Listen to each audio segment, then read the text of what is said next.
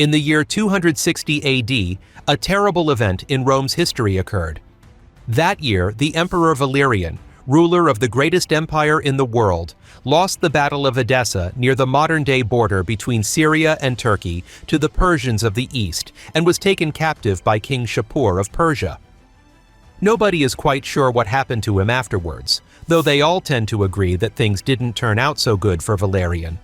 One version has it that Valerian was brought out to be used as a mounting block for Shapur when he was mounting his horse, a kind of footstool. Another contends that Shapur forced him to drink molten gold. All agree that he died within a few months of becoming a captive of the Persians, generally after suffering some species of torture or humiliation. The whole shoddy episode emphasizes one thing: it was not always good to be the Roman emperor. Indeed, while Valerian's story is particularly unpleasant, far more Roman emperors died at the hands of rivals or under violent circumstances than is normally appreciated. So being a Roman emperor often sucked, rather than it being a great thing as we explore here.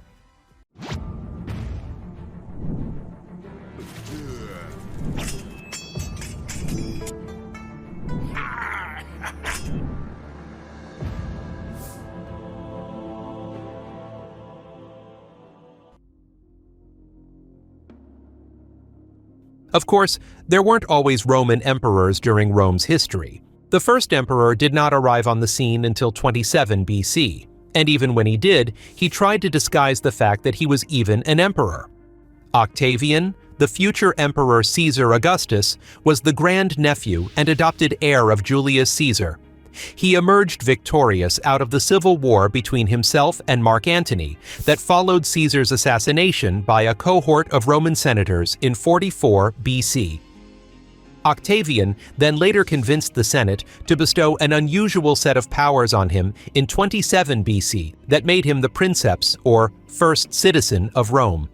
One of the titles he adopted was that of imperator, meaning conqueror or commander, a title which many Roman generals had been given in the past. Today, it is anglicized as emperor.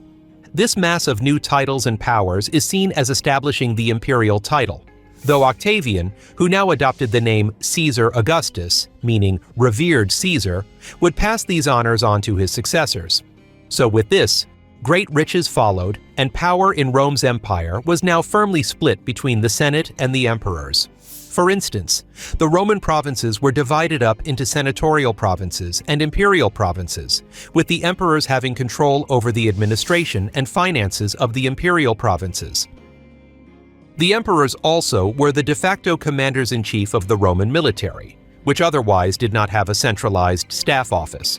Given all of this, the emperors were immensely powerful, the most powerful human beings on Earth in their time. Therefore, it maybe seems a bit far-fetched to say that life sucked for them. But, as we will now see, a very high proportion of them met with a terrible end or had a short reign, even if things didn't work out as badly as they had for Valerian. Few dynasties amongst the Roman emperors emphasized the different fortunes that emperors could experience than the Julio-Claudians. This was the family of Julius Caesar and Caesar Augustus. There were 5 Julio-Claudian emperors. Caesar Augustus ruled for just over 40 years between 27 BC and 14 AD in what was one of the longest reigns in Roman imperial history. He was followed by his stepson Tiberius, who reigned for 23 years down to 37 AD. His young cousin Caligula then managed just 4 years on the throne to 41 AD, followed by Claudius's 13-year reign and Nero's reign of 14 years. The Julio-Claudian dynasty came to an end in 68 AD. Of these 5 rulers, 2 were effectively overthrown. Caligula was killed by the Praetorian Guard in 41 AD after a 4-year reign of terror. Nero was overthrown in 68 AD and took his own life after fleeing from Rome. It is also speculated that Claudius was poisoned in 54 AD. And also, Tiberius was not exactly well-liked. The head of the Praetorian Guard during his reign, Sejanus, tried to usurp his power while Tiberius lived in exile from Rome at his island villa on Capri. For sure, these men were immensely wealthy and powerful in their own ways, but only Caesar Augustus was a well-liked ruler, and several of his successors were so unpopular that they were killed or overthrown. There were periods in which it appears to have genuinely been a great thing to have been a Roman emperor. The foremost such period was during the 2nd century AD, in the era of the rulers known as the Five Good Emperors. These were Nerva, Trajan, Hadrian, Antoninus Pius, and Marcus Aurelius. Ruling consecutively between 96 AD and 180 AD, these 5 rulers presided over an unprecedented period of peace and prosperity. Trajan extended the Roman Empire to its greatest extent, conquering Dacia in what is now Romania, annexing the Nabatean kingdom in Jordan, and engaging in a military campaign against the Parthian Empire in which he briefly conquered Mesopotamia in what is now Iraq. During Hadrian's reign, things were so settled that he became known for touring the empire and engaging in administrative reforms, most famously the construction of a great defensive wall across northern England.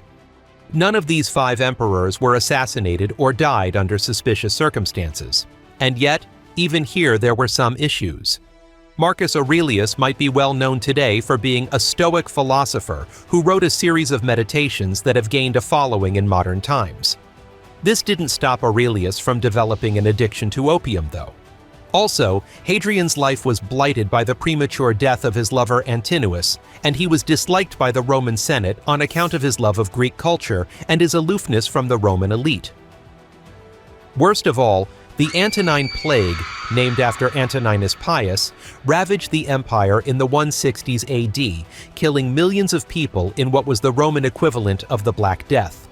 Life didn't suck for the 5 good emperors, but it wasn't all rosy at the same time. Whatever difficulties the 5 good emperors experienced were minimal compared to the trials and tribulations of the emperors of the era that followed. This began in 192 AD, when Emperor Commodus, the famous tyrant who appears as Marcus Aurelius's son in the film Gladiator, was reputed to have been strangled to death by a wrestler in his bathtub. In 193 AD, things got seriously messy in Rome because no less than 5 different men were declared emperor in a single year. And in the 3rd century, the Roman Empire was plunged into an unprecedented crisis. The empire was invaded by foreign barbarians along the Rhine and Danube frontiers. Civil wars were a perennial feature of Roman life, and a terrible economic crisis led to hyperinflation. Between 235 AD and 284 AD, there were dozens of emperors who came and went. Many were acclaimed by their legions and tried to assume the imperial mantle, only to be murdered within a few months or a year or two. Some only lasted a few days. Emperor Carus, who ruled for less than a year between the autumn of 282 AD and the summer of 283 AD, was said to have been killed after being struck by lightning. More likely he was poisoned or killed by some rival. There were so many emperors who were killed within months of assuming the title of emperor during the 3rd century crisis that historians still debate the exact number who ruled during this period. So it definitely sucked to be an emperor during this period. Becoming ruler of the Roman Empire was a death sentence for many, but their vanity and thirst for power led them to quest after the title anyway. The situation stabilized in the late 3rd century AD and paved the way for the accession of the famous Emperor Constantine, the ruler who reigned between 306 AD and 337 AD, and began the process of converting the empire to Christianity. He established a dynasty that lasted for over half a century down to 363 AD. Yet that doesn't necessarily mean that the members of the dynasty all led great lives. After Constantine died in 337 AD, his sons and relatives descended into a power struggle in which brothers killed each other and internal family strife was widespread.